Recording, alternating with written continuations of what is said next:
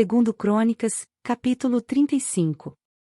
Então Josias celebrou a Páscoa do Senhor em Jerusalém, e assim o cordeiro pascal foi abatido no 14º dia do primeiro mês. Josias também nomeou os sacerdotes para suas atribuições e os encorajou a realizar seu trabalho no templo do Senhor. Deu a seguinte ordem aos levitas encarregados de instruir todo o Israel e consagrados para servir ao Senhor: coloquem a arca sagrada no templo construído por Salomão, filho de Davi, rei de Israel. Não precisam mais levá-la de um lado para outro sobre os ombros.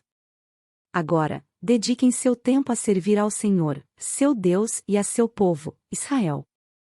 Apresentem-se para o serviço de acordo com as divisões de seus antepassados por famílias, conforme as instruções de Davi, rei de Israel, e de seu filho Salomão. Fiquem no santuário, no lugar indicado para cada divisão, e ajudem as famílias das quais foram encarregados quando elas trouxerem suas ofertas ao templo.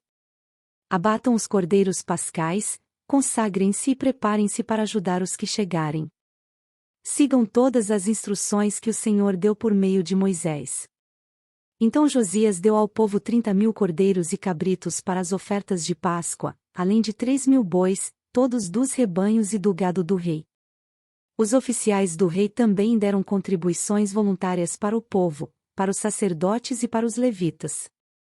Ilquias, Zacarias e Jeiel, os chefes do templo de Deus, deram aos sacerdotes 2.600 cordeiros e cabritos e 300 bois como ofertas de Páscoa. Os líderes dos levitas, Conanias e seus irmãos Semaías e Natanael, bem como Asabias, Jeiel e Josabade, deram 5.000 cordeiros e cabritos e 500 bois aos levitas para suas ofertas de Páscoa. Quando tudo estava pronto para a comemoração da Páscoa, os sacerdotes e os levitas tomaram seus lugares, organizados de acordo com suas divisões, conforme o rei havia ordenado. Então os levitas abateram os cordeiros da Páscoa e apresentaram o sangue aos sacerdotes, que o aspergiram sobre o altar enquanto os levitas preparavam os animais. Repartiram os holocaustos entre o povo de acordo com suas divisões, para que as famílias os oferecessem ao Senhor conforme prescrito no livro de Moisés, e fizeram o mesmo com os bois. Assaram os cordeiros da Páscoa, como prescrito, cozinharam as ofertas sagradas em potes, caldeirões e panelas e os levaram depressa ao povo. Em seguida, os levitas prepararam as ofertas de Páscoa para si mesmos e para os sacerdotes, os descendentes de Arão, pois os sacerdotes haviam ficado ocupados desde a manhã até a noite, oferecendo os holocaustos e as porções de gordura. Os levitas se encarregaram de todos os preparativos. Os músicos, descendentes de Asaf, estavam em seus lugares, segundo as ordens de Davi, Asaf, Emã e Jedutum, vidente do rei. Os guardas das portas não precisaram deixar seus postos, pois seus parentes, os levitas, também lhes prepararam as ofertas de Páscoa. Toda a cerimônia para a Páscoa do Senhor foi realizada naquele dia. Os holocaustos foram sacrificados no altar do Senhor, como o rei Josias havia ordenado. Todos os israelitas presentes em Jerusalém celebraram a Páscoa e a festa dos pães sem fermento por 7 dias. A Páscoa não havia sido celebrada dessa maneira desde o tempo do profeta Samuel. Nenhum dos reis de Israel havia comemorado a Páscoa como o rei Josias, com todos os sacerdotes e os levitas, os habitantes de Jerusalém e o povo de todo Judá e Israel que estavam presentes na cidade. Essa comemoração de Páscoa ocorreu no 18º ano do reinado de Josias.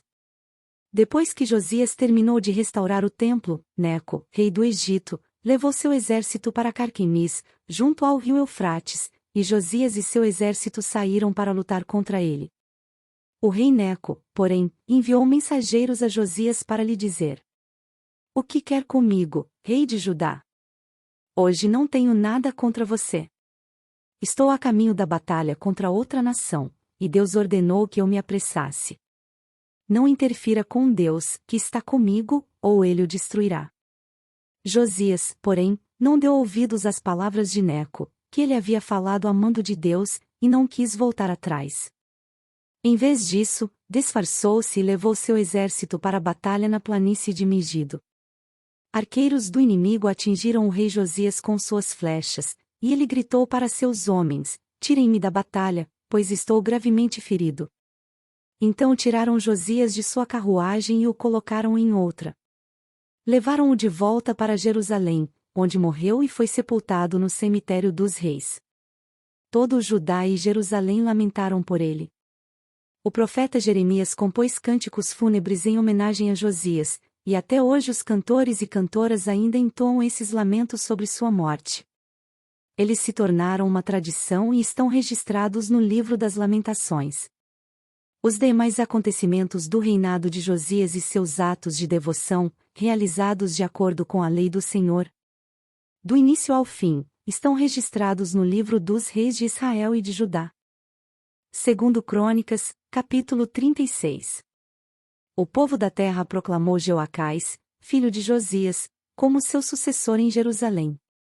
Jeoacás tinha 23 anos quando começou a reinar, e reinou em Jerusalém por 3 meses.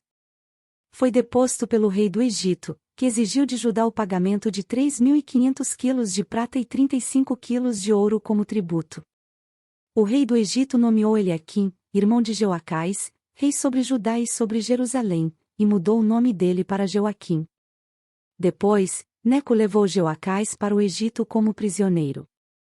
Jeoaquim tinha 25 anos quando começou a reinar, e reinou em Jerusalém por 11 anos. Fez o que era mal aos olhos do Senhor, seu Deus. Então Nabucodonosor, rei da Babilônia, atacou Jerusalém e prendeu Jeoaquim com correntes de bronze. Depois, levou-o para a Babilônia. Nabucodonosor também levou alguns dos tesouros do templo do Senhor e os colocou em seu palácio, na Babilônia. Os demais acontecimentos do reinado de Jeoaquim, incluindo todas as coisas detestáveis que fez e tudo o que foi achado contra ele, estão registrados no livro dos reis de Israel e de Judá. Seu filho Joaquim foi seu sucessor. Joaquim tinha 18 anos quando começou a reinar, e reinou em Jerusalém por 3 meses e 10 dias. Fez o que era mal aos olhos do Senhor. Na virada do ano, o rei Nabucodonosor levou Joaquim para a Babilônia. Nessa ocasião, também levou os tesouros do templo do Senhor.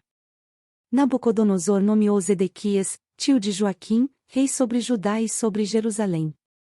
Zedequias tinha 21 anos quando começou a reinar, e reinou em Jerusalém por 11 anos. Zedequias fez o que era mal aos olhos do Senhor, seu Deus, e não se humilhou quando o profeta Jeremias lhe falou diretamente da parte do Senhor. Também se rebelou contra o rei Nabucodonosor, embora lhe tivesse jurado lealdade em nome de Deus. Zedequias era um homem duro e teimoso e se recusou a voltar para o Senhor, o Deus de Israel. Da mesma forma, todos os líderes dos sacerdotes e o povo se tornaram cada vez mais infiéis. Seguiram todas as práticas detestáveis das nações vizinhas e profanaram o templo do Senhor que havia sido consagrado em Jerusalém. Repetidamente, o Senhor, o Deus de seus antepassados, enviou profetas para adverti-os, pois tinha compaixão de seu povo e do lugar de sua habitação. No entanto, eles zombaram dos mensageiros de Deus e desprezaram suas palavras. Caçoaram dos profetas até que a ira do Senhor não pôde mais ser contida e nada mais se pôde fazer. Então o Senhor trouxe o rei da Babilônia contra eles. Os babilônios mataram os jovens e foram atrás deles até dentro do santuário. Não tiveram piedade nem dos rapazes, nem das moças, nem dos idosos e doentes. Deus os entregou todos nas mãos do rei. Ele levou para a Babilônia todos os utensílios, grandes e pequenos, do templo de Deus e todos os tesouros do templo do Senhor e do palácio do rei e de seus oficiais.